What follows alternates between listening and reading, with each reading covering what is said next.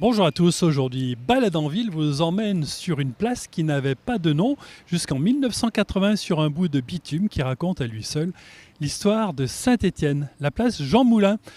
Pour beaucoup, c'est un arrêt de tram, de bus ou un lieu de passage, mais grattez un peu sous la surface et vous y trouverez les fantômes d'un cinéma mythique, la révolution de nos chariots de course et un hommage poignant à la résistance. Entre souvenirs du Royal et l'épopée Casino, on découvre ensemble ce carrefour de vie. Allez, suivez-moi! Regardez ce coin de place aujourd'hui silencieux. Il a pourtant vibré pendant plus d'un siècle. En 1911, on y venait pour patiner, mais dès 1913, c'est la magie du 7e art qui s'empare des lieux. Le Royal est né. Véritable vaisseau amiral de la culture stéphanoise, le cinéma n'a cessé de se réinventer du Technicolor au cinémascope.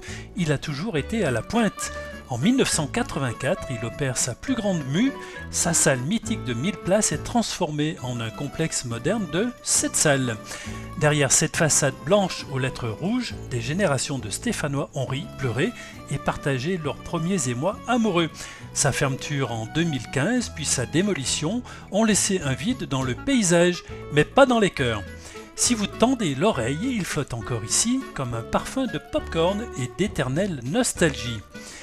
Mais la place Jean Moulin, c'est aussi le théâtre d'une révolution invisible qui a changé nos vies, celle de la consommation. Nous sommes en 1948. Saint-Étienne, fidèle à son esprit pionnier, devient le laboratoire mondial du groupe Casino. C'est ici qu'on teste le libre service, un concept révolutionnaire venu d'Amérique du Nord.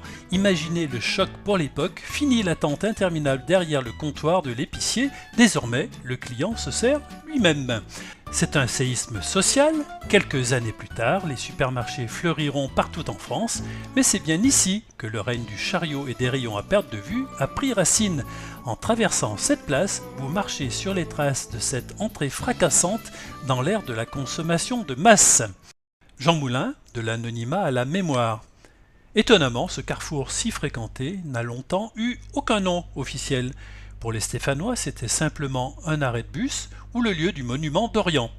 Il faut attendre 1980 pour que la ville décide de lui donner une identité forte, celle de Jean Moulin.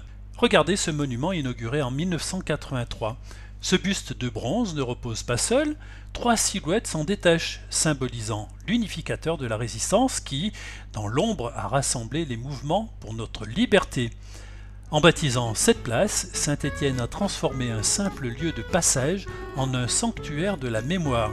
Aujourd'hui, quand vous attendez votre tram, vous n'êtes plus seulement entre deux rues, vous êtes au cœur de notre histoire. Où irons-nous pour notre prochaine balade? C'est à vous de décider. Écrivez-nous à contact@42tv.fr. À très vite sur notre antenne.